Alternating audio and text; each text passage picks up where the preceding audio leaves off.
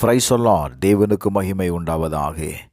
ஆண்டவரும் இரட்சகருமாய் இருக்கிற இயேசு கிறிஸ்துவின் இணையற்ற நாமத்தினாலே இந்த கால வேளையில் உங்கள் யாவரையும் நான் வாழ்த்துகிறேன்.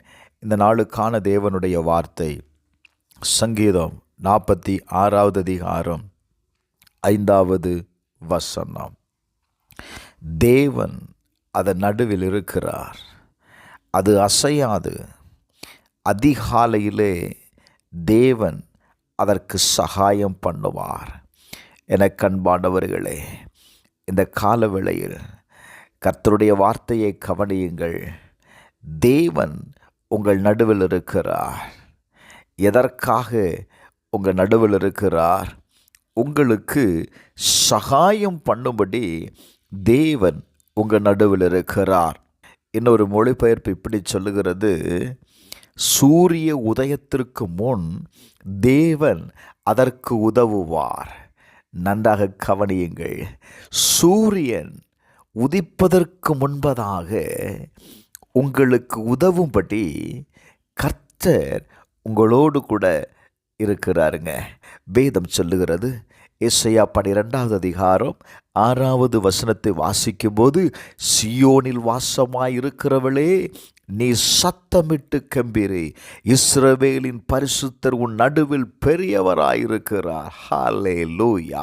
உங்கள் நடுவில் இருக்கிற தேவன் அவர் சாதாரணமானவர் அல்ல. அவர் யாராக இருக்கிறார் அப்படின்னா, அவர் பெரியவராயிருக்கிறார். அவர் என்ன செய்கிறார்? உங்களுக்கு சகாயம் செய்யும்படி. யோவேல் 2:27 வாசித்து பாருங்க.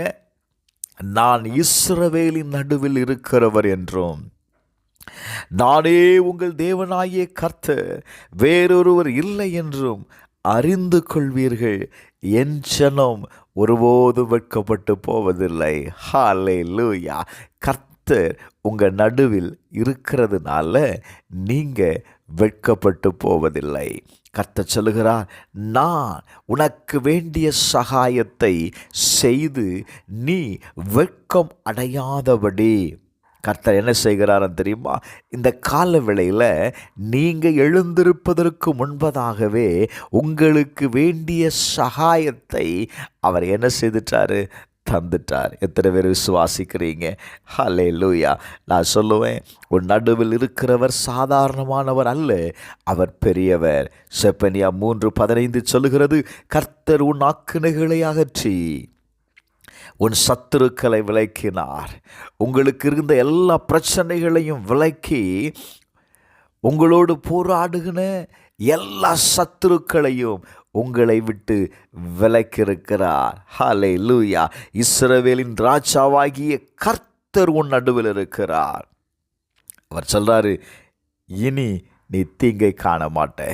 கர்த்தர் உங்கள் நடுவில் இருக்கிறதுனால இனி நீங்கள் தீங்கை காண மாட்டீர்கள். எனக்கு அன்பானவர்களே, உங்களுக்கு விரோதமாய் எழும்பின சத்துரு, உங்களுக்கு விரோதமாக நின்ற காரியங்கள், உங்களுக்கு விரோதமாய் வந்த எல்லா தீங்கிலிருந்தும் கர்த்தர் இன்றைக்கு உங்களை விடுதலையாக்குவதை நீங்கள் காண்பீர்கள். வேதத்தை கவனித்து பார்க்கும்போது தானியேலின் புஸ்தகம் 3வது அதிகாரத்தில் பிரைஸ் தி லார்ட் 24வது வசனத்தை நீங்கள் வாசிக்கும்போது, அங்கே 3 புருஷர்களை கட்டுண்டவர்களாய் அக்கினியிலே போட்டார்கள். Praise the Lord. 3 புருஷர்களை அக்கினியிலே போட்டார்கள். ஆனால் ராஜா சொல்லுகிறான், இதோ 4 பேர் விடுதலையாய் அக்கினியின் நடுவே உலாவுகிறதை நான் காண்கிறேன். அவர்களுக்கு ஒரு சேதமும் இல்லை. 4ஆம் ஆளின் சாயல் தேவ புத்திரனுக்கு ஒப்பாயிருக்கிறது என்றார். எனக்கு அன்பானவர்களே, இந்த காலவேளை நான் சொல்லுவேன், நீங்கள் எப்படிப்பட்ட சூழ்நிலையில் இருந்தாலும் உங்கள் நடுவில் தேவன் இருக்கிறார். உங்களை விடுவிக்கும்படி, உங்களுக்கு ஒரு சேதமும் கடந்து வராதபடி கர்த்தர் உங்களை வெளியே கொண்டு வருவாருங்க. கர்த்தரை மட்டும் பணிந்து கொள்ளுங்க. அவருடைய சமூகத்தில் இந்த கால வேளையில் அவருடைய முகத்தை தேடுங்களேன். கர்த்தர் கட்டாயம் உங்களை கைவிட மாட்டார். செபிப்போமா? பரலோக பிதாவே, இயேசுவின் நாமத்தில் செபிக்கிறப்பா.